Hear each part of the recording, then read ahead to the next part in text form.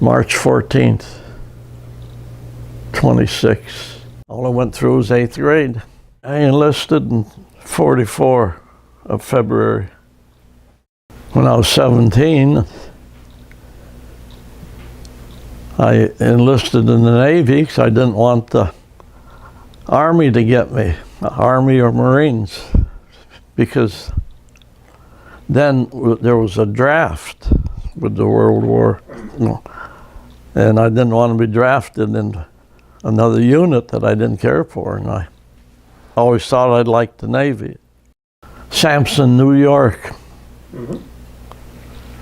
I think it was not over 8 weeks of boot training. It was short. Then shipped me by train out to San Diego. From there, a bunch of us aboard it'd be like a troop ship, sent us to Hawaii, and that's where I caught my ship. It was the USS Piedmont. My main duty was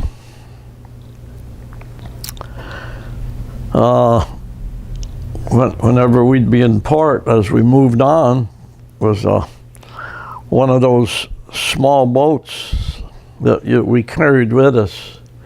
It was a 40. They had 40 footers and 50, and I had duty on a 50-foot motor launch. What that would be, every time we're in port, we would take personnel from ship to shore or ship to another ship.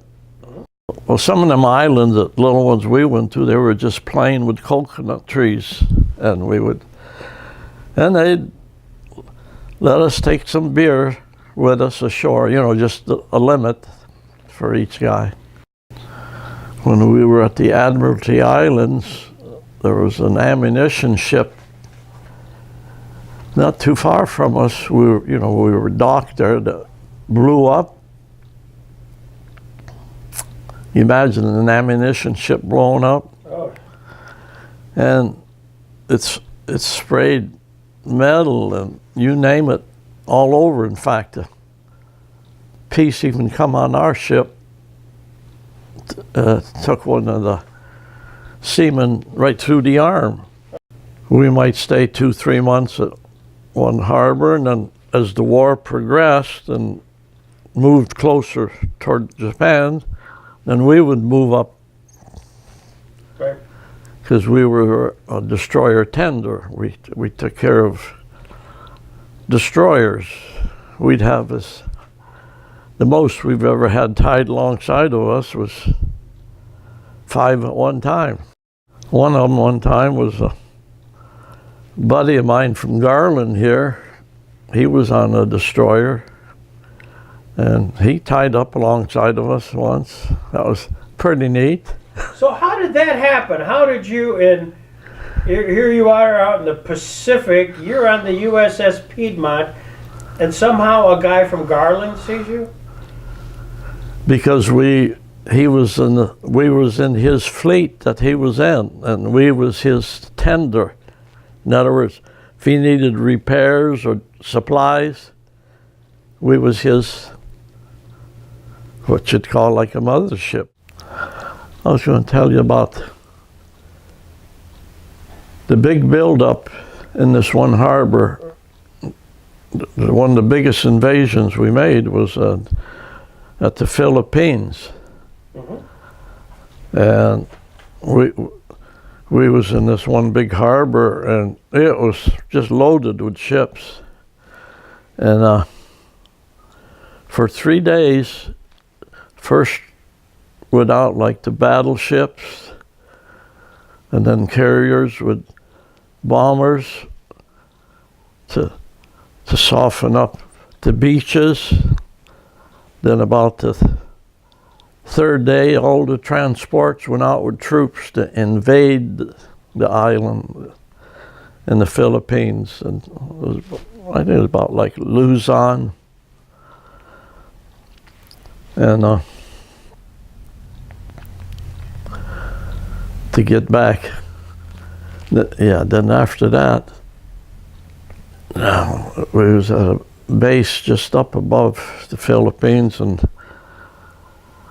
I was sitting on my bunk, and who walks through the passageway but my brother Walter? Oh, you're kidding. And he was on a tanker, so he would, of course, when you're looking for someone, you know, you find a way through up at the tower, whatever you call it. And it was an awful feeling to see your brother walk through and you're out in the middle of the Pacific.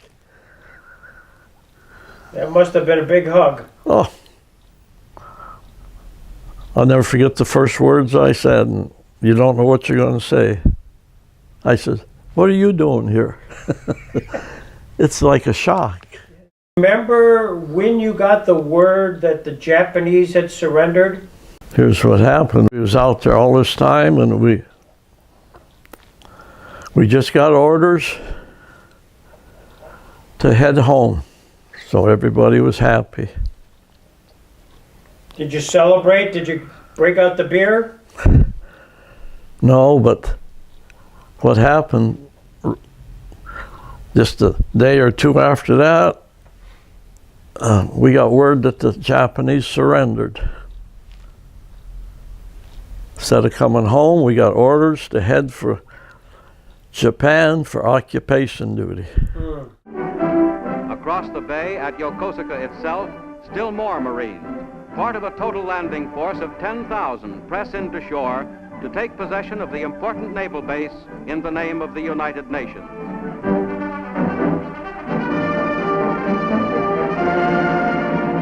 This base, with its approaches, was one of the most heavily armed bastions of the whole Pacific. Another experience, we're pulling up to the dock, tying up.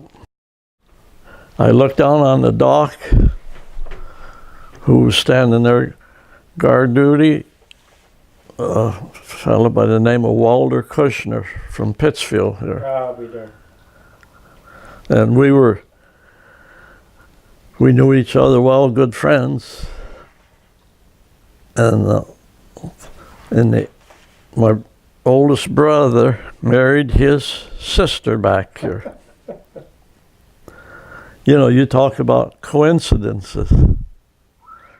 You didn't, but cigarettes in Japan was a big seller. They loved American cigarettes, the Japanese. Oh my. Where we paid like 50 cents a carton. You know, way back then for the service. The Japanese would give you $10 in Japanese money, whatever that amounted to, and they would give you that for a carton. But pretty hard to get a carton off because they would search us, you know, patch it down a little bit. But you could take it over in packs and you'd get, I don't know, it's $5 you'd get the equivalent of it in a pack if you want to do that. Yeah. I didn't do much of that, but a little bit. I still got a little Japanese money, you know. Yeah. Back in Japan, they had a lot of the, what you call them, rickshaws, Yeah. you know. Yes. A couple of us buddies decided, well, we just go for a ride through town, and one of them see the town. And we had the two guys race, see who could go faster than the other. But that was pretty neat, you know. You had an opportunity, so took the rickshaws through the city. We had priority over the Japanese riding them trains because it was so full. Yeah. I felt sorry for some of them Japanese. The thing is full, you just stand and no more room, and Japanese tries to get on, and one of the sailors kind of just you know, kind of booted him off, but that wasn't right, you know.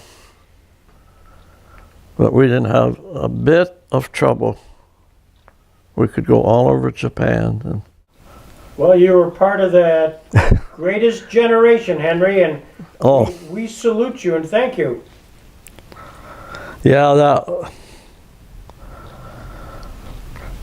yeah, one of the greater generations, I think, that lived. And then how good things were after the war, you know. How we all done our share.